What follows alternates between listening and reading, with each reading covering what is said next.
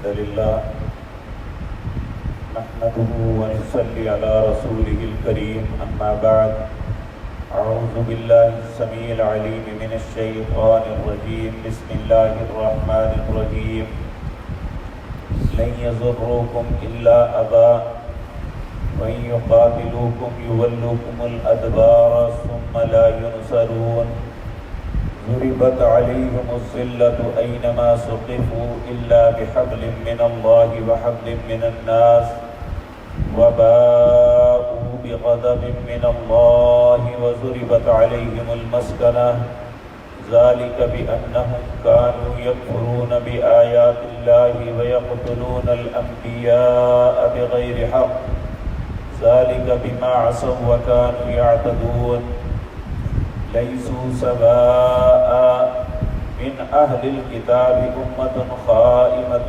يتلون آيات الله آناء الليل وهم يسجدون يؤمنون بالله واليوم الآخر ويأمرون بالمعروف وينهون عن المنكر ويسارعون في الخيرات وأولئك من الصالحين وما يفعلوا من خير فلن يكفروه والله عليم بالمتقين. حضرات محترم،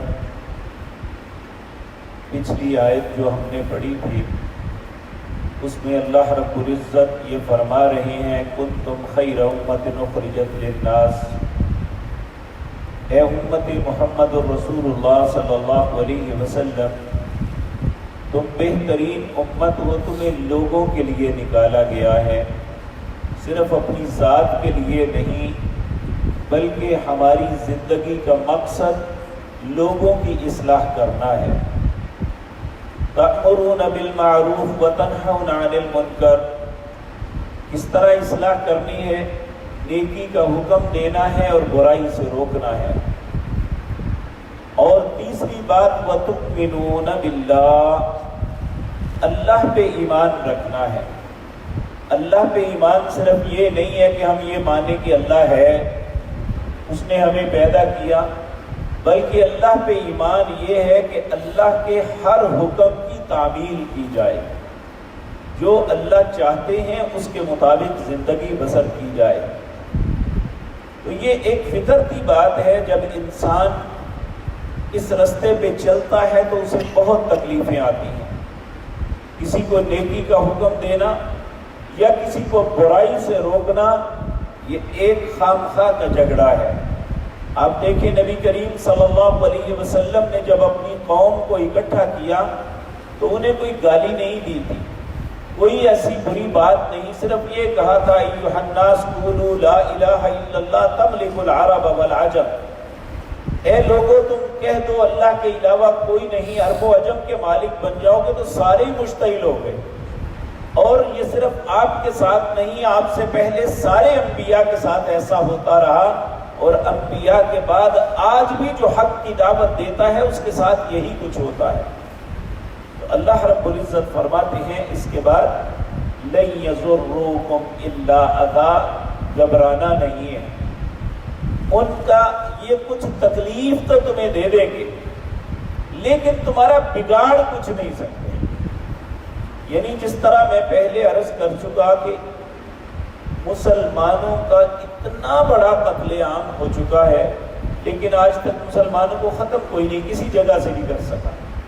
اسپین میں اتنا انہوں نے صدیوں تک مسلمانوں کو مارا، لیکن جیسے ہی وہ پابندیاں ختم ہوئی ایک دم اسپین کے اندر پوزیشن یہ ہے کہ ایک کلپ آیا اور اس میں انہوں نے دکھایا کہ خواتین پردے کے اندر چل رہی ہیں، لوگ نمازوں کی طرف جا رہے ہیں، تو اس نے نیچے لکھا تھا یہ کوئی عرب ملک نہیں ہے، یہ اسپین ہے نئی دنیا کا، کہ جس کے اندر جب تھوڑی سی اجازت ملی ہے تو صدیوں سے مسلمانوں کو مار مار کے اور انہیں اذیتیں دے کے اسلام سے دور کر دیا گیا، لیکن جیسے ہی پابندیاں ہٹی اللہ نے پھر ان کے دل میں یہ بات ڈال دی۔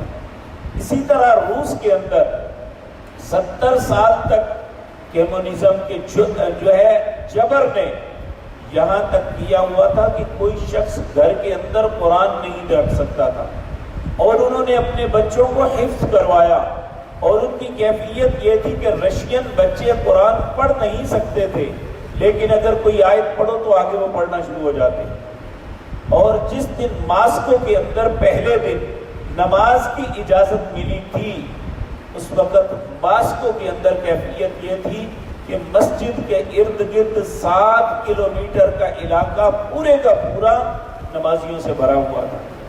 یہ ایسی جگہ پہ تھی جہاں 70 سال تک جبر کر کر کے مسلمانوں کو ختم کرنے کی کوشش کی، اور آج چین کے اندر یغور کے مسلمانوں کے ساتھ یہی کچھ ہو رہا ہے، برما کے اندر مسلمانوں کے ساتھ یہ ہو رہا ہے، لیکن اللہ فرماتے ہیں اس سے گھبرانا نہیں، لن یضرکم الا اذی، یہ تمہیں کچھ نہیں بگاڑ سکتے، کچھ تکلیف ضرور دے سکتے ہیں، لیکن یہ بات یاد رکھو اگر تم غلبہ چاہتے ہو تو اس کا ایک ہی حل ہے، وَإِن يُقَاتِلُوكُمْ يُوَلُّوكُمُ الْأَدْبَارَ، اگر تم قتال کے لیے، لڑائی کے لیے نکل آؤ گے تو یہ پیچھے بھاگ جائیں گے۔ ثُمَّ لَا يُنصَرُونَ، اللہ کہتے ہیں ان کی کوئی مدد نہیں کر سکے گا۔ مسلمان اس دن سے ذلت کا شکار ہیں، یہ نہیں کہ یہ جو بکواس کی جاتی ہے کہ ان کے پاس تعلیم کی کمی ہے، ان کے پاس فلاں ہے۔ افغان طالبان کے پاس کون سی تعلیم ہے؟ کون سی یونیورسٹیوں میں وہ پڑھے ہیں؟ اور یاد رکھیں تعلیم کی نہیں، ایمان کی کمی ہو چکی ہے، اور ہمیں اللہ کے حکم پسند ہی نہیں۔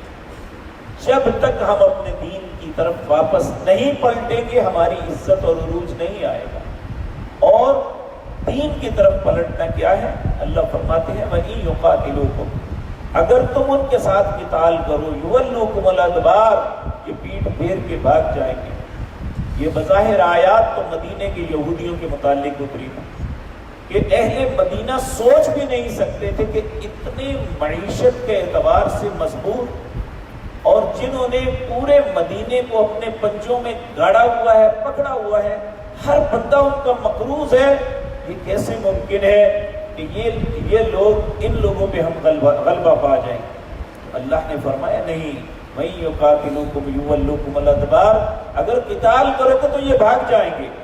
اور پھر تاریخ نے دیکھا کہ وہاں سے یہ سب لوگ بھاگے، بالآخر انہیں یہاں سے دیس نکالا دے دیا گیا کہ نبی صلی اللہ علیہ وسلم نے اس دنیا سے تشریف لے جانے سے پہلے وصیت کی کہ حجاز کو یہ اہل کتاب سے پاک کر دینا، اور اس کے بعد ان سب یہودیوں کو یہاں سے نکال دیا گیا۔ تو اللہ رب العزت فرماتے ہیں ثم لا ينصرون، ان کی کوئی مدد نہیں کی جائے گی۔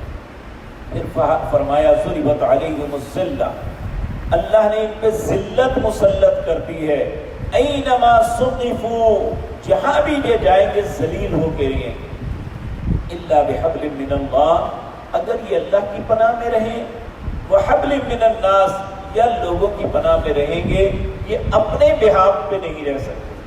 آج دیکھیں اسرائیل، اگر عیسائی، پوری دنیا کی عیسائی مملکتیں اس کی مدد نہ کریں تو اسرائیل ایک دن بھی قائم نہیں رہ سکتا۔ تو اللہ رب العزت فرماتے ہیں، اور حقیقت بات یہ ہے کہ نبی کریم صلی اللہ علیہ وسلم سے پہلے 2 دفعہ ان کے ساتھ یہ قتل عام ہوا تھا۔ ایک دفعہ بخت نصر نے کیا، ایک دفعہ انٹیوکس نے کیا، ٹیٹس نے کیا، جو روم کے حاکم انٹیوکس کا جرنیل تھا۔